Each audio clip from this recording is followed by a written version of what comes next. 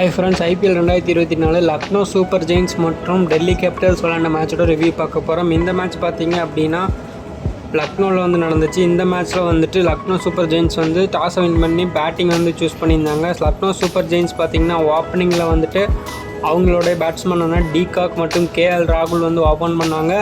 De Kock பார்த்தீங்கன்னா 13 பால் பிடிச்சி 19 run அடிச்சுட்டு கலீல் அகமது பால் LBW ஆகிட்டு போயிடுவார். அவர் கூட வந்த கேஎல் ராகுல் பார்த்திங்கன்னா ஓரளவுக்கு ஸ்டாண்ட் பண்ணி விளாடுவார். 1 டவுனில் தேவதத் படிக்கல் வருவார். அவரும் ஓரளவுக்கு நல்லா விளாடுவார்னு எதிர்பார்த்துட்டு இருந்த நிலமையில் 6 பாலில் 3 ரன் அடிச்சுட்டு கலீல் அகமது பால் LBW ஆகிட்டு அவரும் அவுட் ஆகிட்டு போயிடுவார்.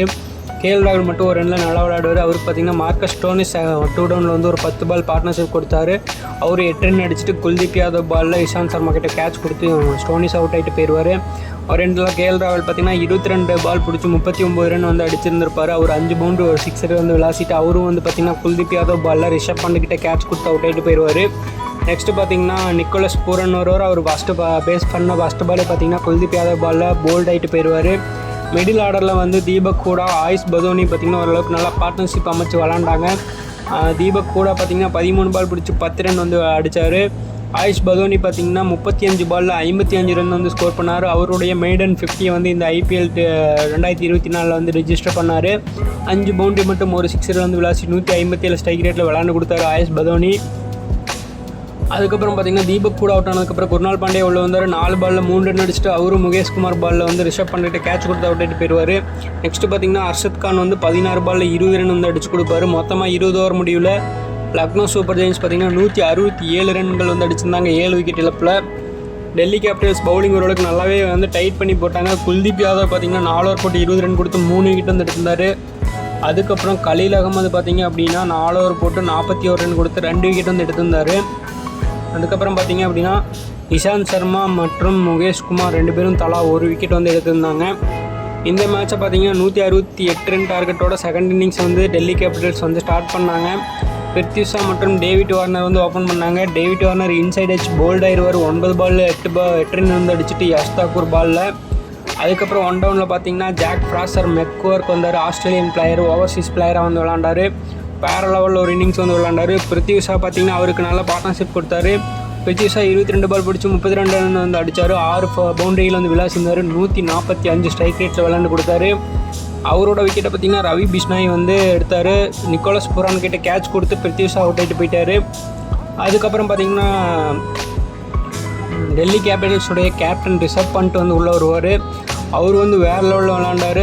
அவர் பார்த்திங்கன்னா ஜாக் ஃப்ராசர் மேக்வார்க்கு வந்து நல்லா பார்ட்னர்ஷிப் வந்து கொடுத்தாரு. 24 பால் பிடிச்சி 41 ரன் வந்து விளாசினார் ரிஷப் பண்ணிட்டு. 4 பவுண்டரி மற்றும் 2 6 ரன் வந்து விளாசினார். 170 ஸ்ட்ரைக் ரேட்டில் விளாண்டு கொடுத்துட்டு போனார். அவரோட விக்கெட்டையும் ரவி பிஷ்னாய் பார்த்திங்கன்னா அவுட் பண்ணார். கேஎல் ராகுல் வந்து ஸ்டம்பிட் பண்ணி ரிஷப் பண்ணிட்டு வந்து அவுட் பண்ணுவார். அதுக்கப்புறம் டெஸ்டன் ஸ்டப்ஸ் வந்து வருவார். அவர் பார்த்திங்க அப்படின்னா ஓரளவுக்கு நல்லா விளாண்டார் கடைசி வரைக்கும். விளாண்டு அவரும் சாய் ஹோப் நல்லா விளாண்டு இந்த மேட்ச் வந்து முடிச்சு கொடுத்தாங்க. இந்த மேட்ச் பார்த்திங்கன்னா டெல்லி கேபிட்டல்ஸ் வந்து 18.1 ஓவர்லேயே 170 ரன் வந்து 4 விக்கெட் இழப்பில் வந்து எடுத்து இந்த மேட்ச் வந்து வின் பண்ணிடுவாங்க. டெல்லி கேபிட்டல்ஸ் பார்த்திங்கன்னா 6 விக்கெட் வித்தியாசத்தில் இந்த மேட்ச் வந்து வின் பண்ணுறாங்க.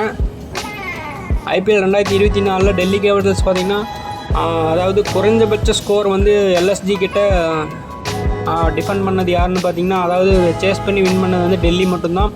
ஆனால் இது வரைக்கும் நடந்த மேட்ச்சில் எல்லாத்துலேயுமே பார்த்திங்கன்னா லக்னோ சூப்பர் ஜெயின்ஸ் தான் வந்து வின் பண்ணியிருக்காங்க. குறைந்த டோட்டல் அடித்தாலும் அவங்க பார்த்திங்க அப்படின்னா ஆப்போனண்ட்டை வந்து டிஃபெண்ட் பண்ணி வின் பண்ணிட்டு இருந்தாங்க. இந்த மேட்ச் பார்த்திங்கன்னா அவங்களால டிஃபெண்ட் பண்ண முடியல டெல்லி கேபிட்டல்ஸ் வந்து 170 ரன் வந்து அடித்து வின் பண்ணிட்டாங்க. 6 விக்கெட் வித்தியாசத்தில் 11 பால் மீதமுள்ள நிலைமையிலே பார்த்திங்கன்னா இந்த மேட்ச் வந்து டெல்லி கேபிட்டல்ஸ் வந்து வின் பண்ணிட்டாங்க. லக்னோ சூப்பர் ஜெயின்ஸ் பார்த்திங்கன்னா இது வரைக்கும் கண்டினியூஸாக வின் பண்ணிக்கிட்டே வந்தாங்க. இந்த மேட்ச் பார்த்திங்கன்னா ரொம்ப நாளுக்கு அப்புறம் வந்து ஒரு மேட்ச் வந்து லாஸ் பண்ணுறாங்க.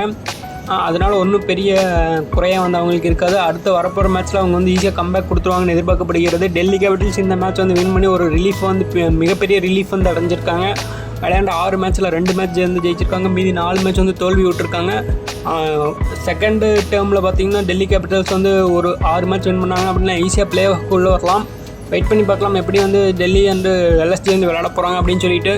இந்த மேட்ச் வின் பண்ணது மூலிமா player of the match award வந்து யாருக்கு கொடுத்தாங்கன்னு பார்த்திங்கன்னா குல்தீப் யாதவுக்கு 4 ஓவர் போட்டு 20 ரன் கொடுத்து 3 விக்கெட் வந்து எடுத்திருந்தார். அவருக்கு பார்த்திங்கன்னா player of the match award வந்து கொடுக்கப்பட்டது. ஓகே வியூவர்ஸ், இந்த வீடியோ உங்களுக்கு பிடிச்சிருந்துச்சுன்னா லைக், ஷேர் அண்ட் கமெண்ட் பண்ணுங்கள். மறக்காமல் சேனலை சப்ஸ்கிரைப் பண்ணி ஃபாலோ பண்ணுங்கள். Thank you so much.